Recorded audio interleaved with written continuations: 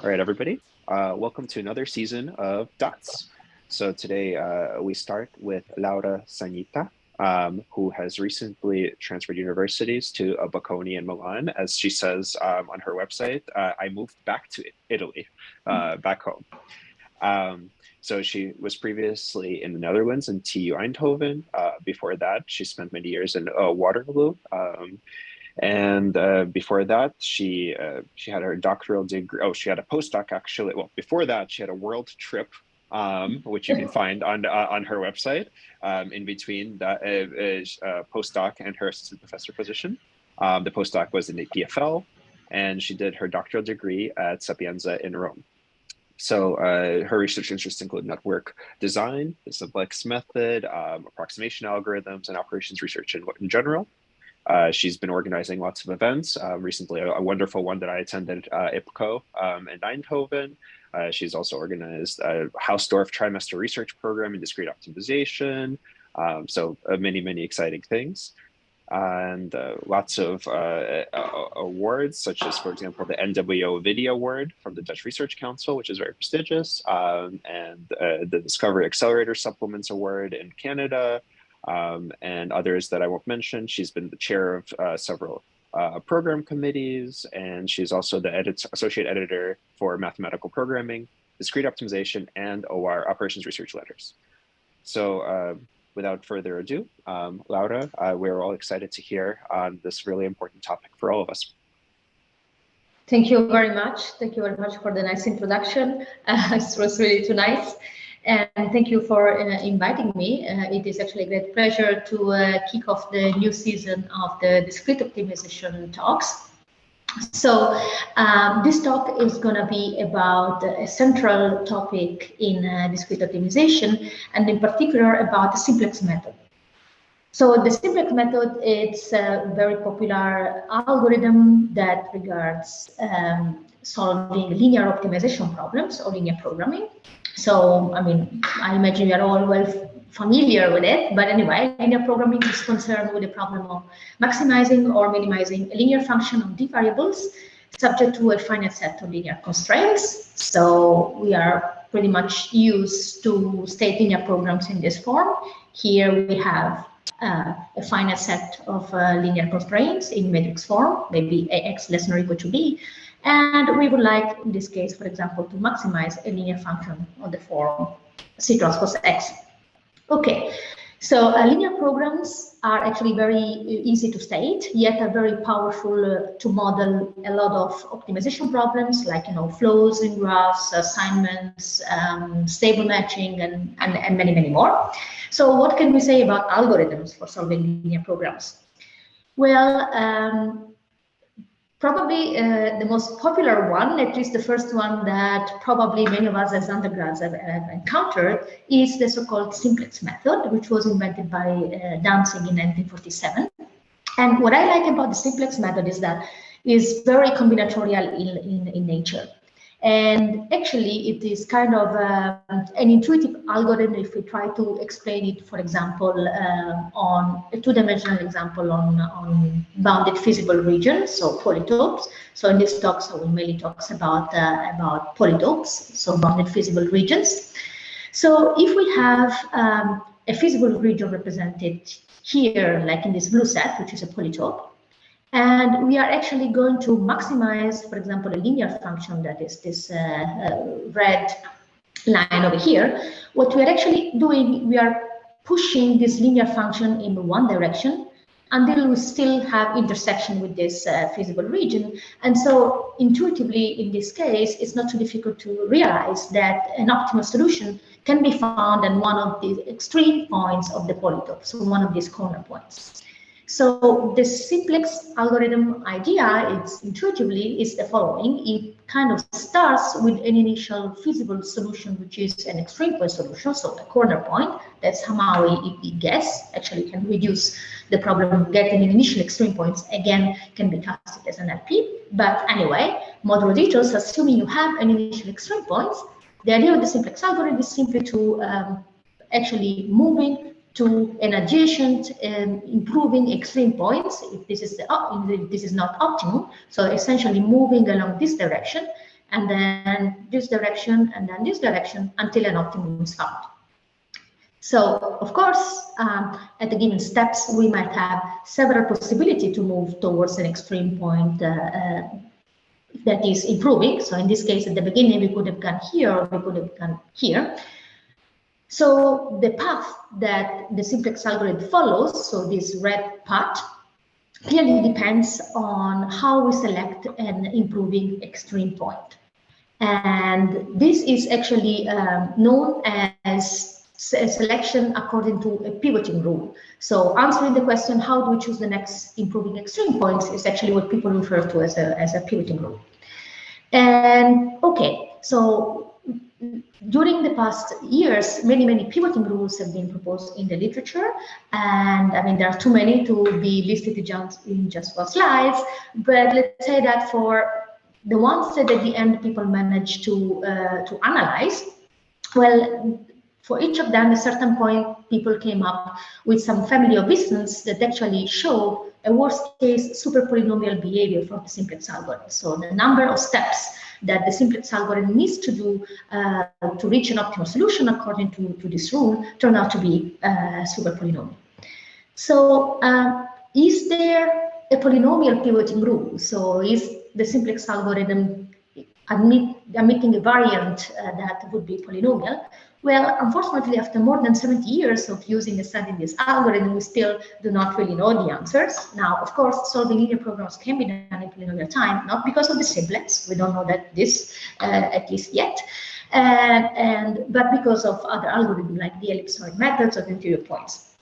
So on the other hand, the question is whether one can find a polynomial pivoting rule for simplex would be quite interesting also because this is linked to a major open problem in discrete mathematics, which is finding a strongly polynomial time algorithm for solving linear programs. And actually, if one could have a polynomial pivoting rule that is relatively simple to compute, then this could actually give an answer to that major open question. So it's quite interesting. On the other hand, what I have to mention in this talk is that for general polytopes, there is still kind of something that we do not really understand very well regarding the geometry of the polytope itself. So in particular, even ignoring the problem of selecting an improving neighbor, does the simplex algorithm have a chance to be polynomial? Or in other words, can we always say that whenever I take two extreme points in my polytope, the maximum distance between them, if I move along the edges, this is usually referred to as moving on the one skeleton. So this path, if I'm guaranteed somehow to take the shortest, is this polynomially bounded?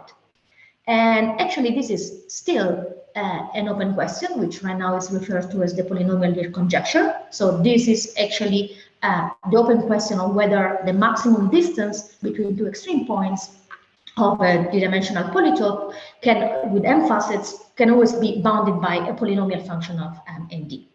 So given that this is still open, it's kind of linked somehow, and people could think that clearly, since this is still open, also this one is so open because this is kind of a necessary condition in order for a simplex algorithm to admit a polynomial pivoting rule. But I would like to stress in this polytope is that actually, the problem of selection, which of the improving extreme points you should take, there is some non-trivial difficulty more than bounding what is the maximum distance between two extreme points in the polytope. In the sense that there are some class of polytopes for which it is known that the maximum distance between two extreme points is always short, is always polynomially bounded. But still, this not immediately translate in having a polynomial pivoting rule because of the simplex. And this difference will be quite crucial in my talk. So one class of polytopes that actually fall in this category is the class of 0-1 polytopes. So these are polytopes for which the coordinates are always 0-1 vectors. Now, 0-1 polytopes are of fundamental importance in optimization. And for this class of polytope, it is known since basically the end of the ages that the diameter is actually always short. In particular, there is a polynomial bound referred to as the Risch bound that always holds. Still, For this class of polytopes, for which we know that the maximum distance between extreme points is always little, there is no pivoting rule that actually guarantees strongly polynomial time convergence when applied on 0, 1, and peaks. So I have to spend a few minutes here because I would like to clarify what do we mean by this.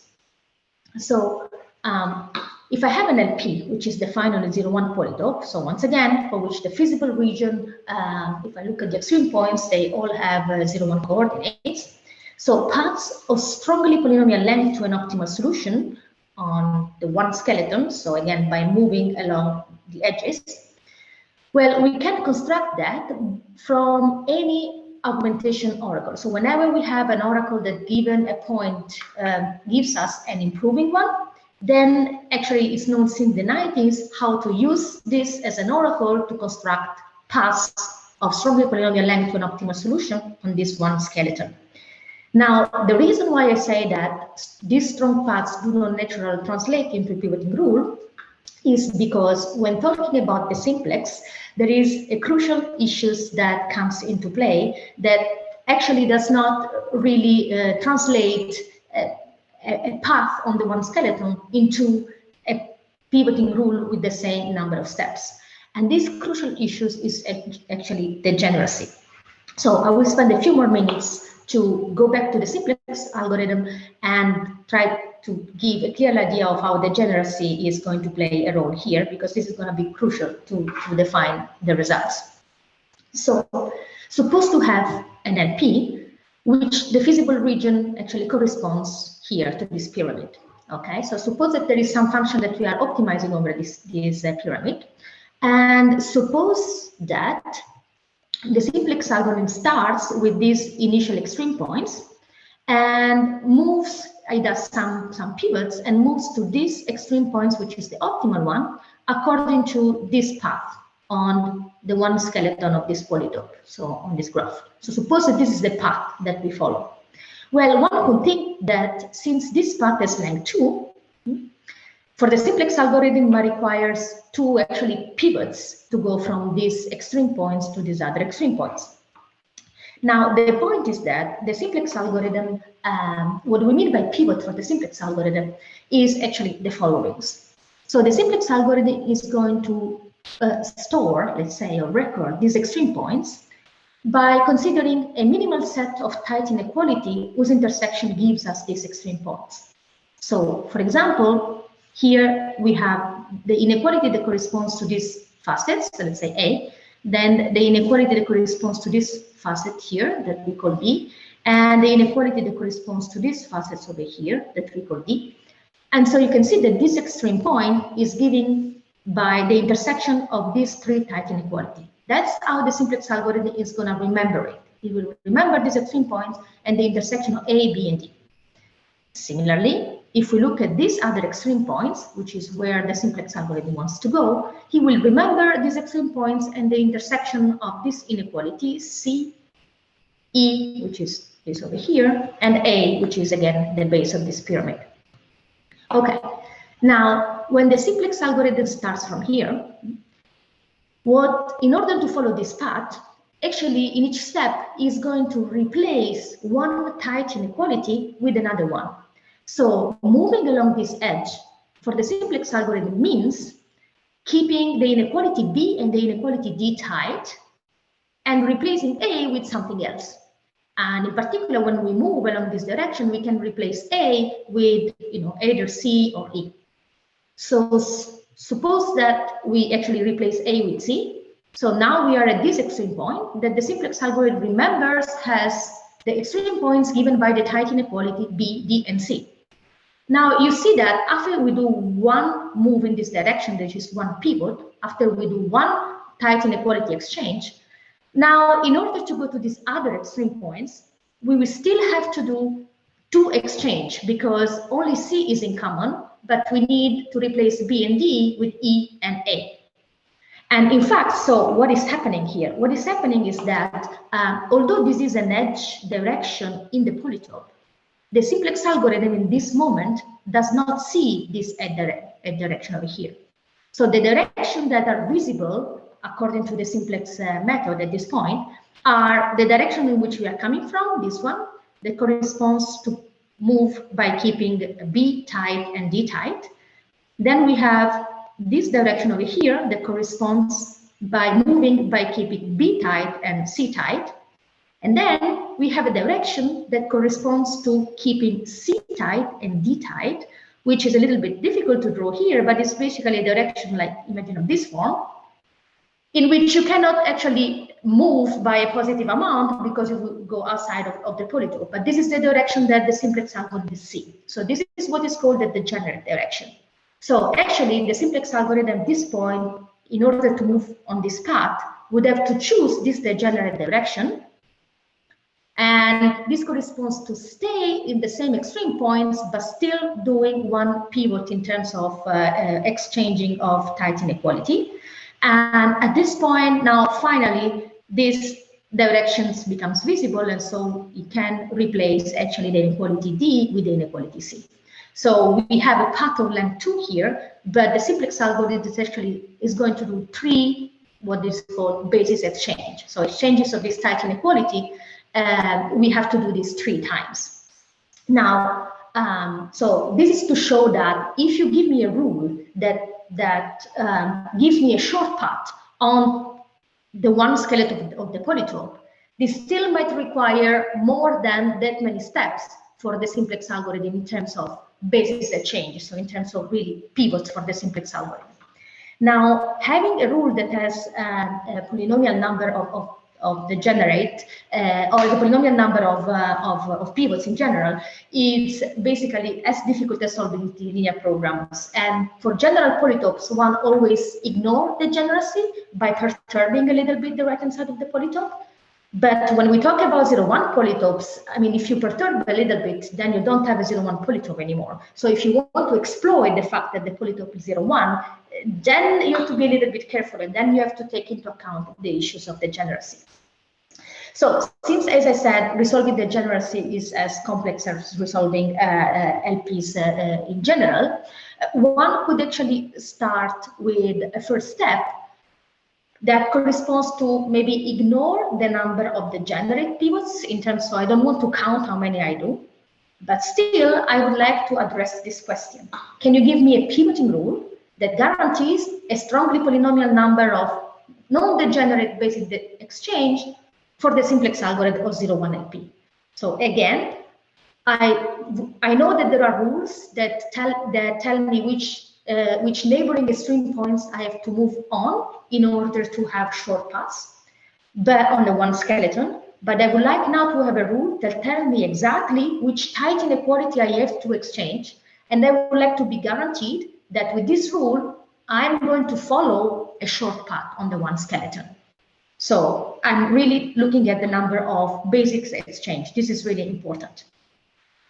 And we can find partial solution to this in the literature. So in particular, Kitahara Mitsuno and Kitahara Matsumitsuno have shown that if you consider LP in so-called standard equality form, which are 0-1, so these are LP on the form maximize C transpose X, such that AX equal B and X greater than or equal to 0. So for LP of this form, which are 0-1, then there are some pivoting rule, for example, dancing pivot rule, that guarantees that if you apply it, then the number of non-degenerate steps that you do is going to be strongly polynomial.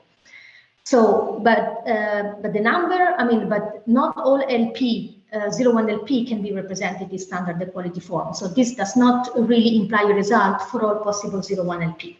What I mean by that is that, so of course, if you have an LP of a different form, for example, maximize C transpose X, let's say X less than or equal to B and X greater than or equal to 0, this is not an LP in standard equality form. Now, everyone knows that you can always transform an LP of this form into standard equality form by adding slack variables. So we have the slack variables here, this becomes equality, and here we make it non-negative, okay? On the other hand, if we do this, the vector y is not guaranteed to be a 0-1 vector anymore. So, of course, we can transform everything in standard equality form, but then we lose the fact that everything is 0-1 here, so we cannot apply this, this result. And yeah, so the main things that I wanted to discuss today is actually giving an affirmative answer to these questions for all LPs, so not necessarily standard at quality 4, via two classical pivot rules. And in particular, one is the steepest edge pivot rule, which is quite popular use in practice. And although we use a slightly different definition, so a slightly different variation. And then the shadow vertex pivot rule, which actually allows us to give a tight bound on D on the number of non-degenerate steps. And this is a joint work with Alexander Black and Jesus de Loera, and both of them are from UC Davis. And Sean Kafer, who was my former PhD student who recently graduated from University of Waterloo. Okay, so just a couple of words. So what are these rules? So steepest edge is defined as follows. So if you have an LP and you have an extreme point, then a steepest edge is a direction, so it's an edge direction of your polytope that actually maximize the following quantity. This is the objective function kind of improvement that you get if you move along this direction, normalized by the one norm. Okay, so this is the definition of steepest edge. And actually the starting point of our work was a results that actually with Jesus de Loera and Sean Kafer we had a couple of years ago, that actually we actually proved at the time that if you have a 0-1 polytope and with an objective function defined on it, so a 0-1 LP, if you move each time along a steepest edge direction, then you reach an optimal solution in strongly polynomial number of steps. So the path is going to be short. What we were missing at the time was actually, again, how to handle degeneracy. So once again, in the context of the simplex, because of degeneracy, you might not see the steepest edge direction at the given extreme points. So for example, if we go back to the previous example, maybe actually this is the steepest direction according to these extreme points, but because right now the simplex is remembering these extreme points as the one given by inequality P, D, and C, actually the direction that the simplex sees, there are just these three.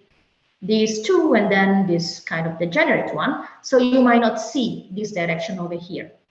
So basically a natural way to try to address this is the following. Okay, what happens if instead of taking the steepest direction among all the directions that are incident into my extreme points, I take the steepest among this orange one that the simplex algorithm see. Well, if you take the steepest among the one that you see, we can actually construct an example that shows that if you do this, you might go out using an edge which is actually not the steepest among all. So maybe the steepest among this orange one is this one. So it's going to bring you somewhere else, while instead we would like to go along this direction that currently we don't see. So we would like to have a way to realize that in this case, we should select actually the degenerate direction rather than the steepest one. And so that's the steepest one among the one we see. And that's actually what we do. So we define a modified pivot rule, which we call true steepest edge. And that's basically is the following. At the given extreme points, we look at the set of direction that we actually see, so the orange one in the previous example. And we actually find a way by identifying some vector that actually guarantees to us the following. So if we select a direction that maximizes basically this objective function improvement divided to not the one norm, but this quantity over here, B transpose G. So if we actually select according to this, then what happens is that we are guaranteed that whenever the direction G that we select is non-degenerate, that this is guaranteed to be a steepest edge direction. So comparing to the one norm, what is happening here is that if I consider a direction that is an actual direction of the polytope, then actually this corresponds to normalizing according to the one norm. But if I have a direction that instead is degenerate, this is actually going to stretch a little bit this direction, and so it could make it seem more promising. and in such a way that we are sure that we do the generate steps until we actually see the right steepest edge incident into our extreme points. So then combining this with the results that I mentioned before, we get that the simplex method, according to this rule, yields an optimal solution by doing a number of basis exchanges, such that if I count the number of non-degenerate ones, these are going to be strongly polynomial. And in fact, this is easy to implement in Tableau format also because it's basically given by a ratio test.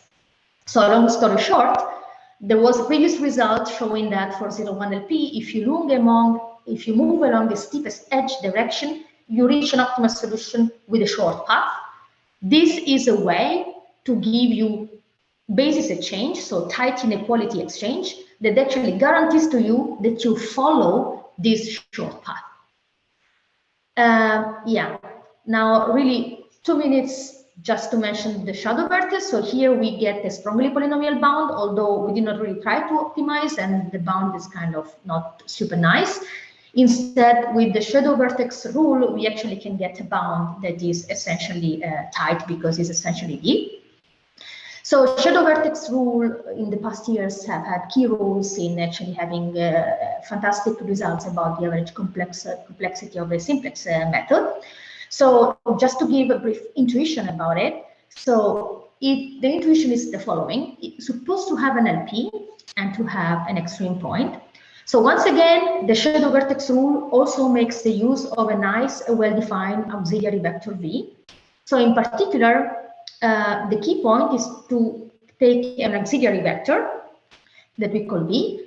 And once you have this auxiliary vector, you use C and V to actually take your polytope here. And you actually are going to project into a two-dimensional polytope according to C and V. So what happens in this example is that this polytope gets projected into this one. And now, if you start at an extreme point, which is actually V minimal, okay, what happens is that the neighboring extreme points on the polytope, actually you see there would be this 4 over here that you could, these 4 extreme points that you could reach by moving by according to this direction. And actually the shadow vertex rules would tell you to select one that actually maximize this loop. So it will tell you actually here to go actually in this direction. So here is the direction that you're going to choose. So the shadow vertex rule will make you walk on this actually path in this two-dimensional region over here until you actually reach an optimal solution, which is actually called the upper path. So, but long story short, you take an auxiliary vector, you use it to project your polytope into 2 dimensions, and then you follow this path. And in shadow vertex, the main trick is to choose V that actually assures that you can always have short shadow path. And of course, it would be great to be able to have this for general polytopes. What we actually showed here is that if you take V constructed in a certain way, then this ensures that these paths are always short. So you can reach an optimal solution in a most de-augmentation. And the second thing is, again, this is a result in terms of short path on the polytope. You have to translate this into having a short, number of tight inequality exchange. So can we turn this into an actual pivot rule for the simplex? Can we have a pivot rule that follows this short path? And yeah, the answer is yes. We have to work a little bit there to have some couple observations about tight inequality, but actually we can have exchange inequality that leads to have actually to follow the path defined by this shadow vertex rule. So to conclude, main open question, of course, is whether the polynomial Hill conjecture is true or whether there is a polynomial pivoting room for the simplex method. And these are very big questions in the field, but interesting direction if we restrict the attention to polytopes for which we know a little bit more of information. Of course, it would be if we can bound the number of degenerate pivots for 0,1 LPs. That would be fantastic, in my opinion. And also, if some of these things could be generalized when the coordinates are not just 0,1, but let's say 0,1 and k. And that's all I have to say. Thank you very much for the attention. I'm happy to answer questions. Grazie, Laura. That was a fantastic and clear talk. I think that in the interest of time, we're going to save the questions for your talk to the breakout room, which will come after Alina's talk. But I'm, I'll join in. I have a few too. So thank you very much, Laura. Thank you very much. Thank you. And just for the record of the video, I'm going to quote this comment. What a beautiful talk. Thank you so much.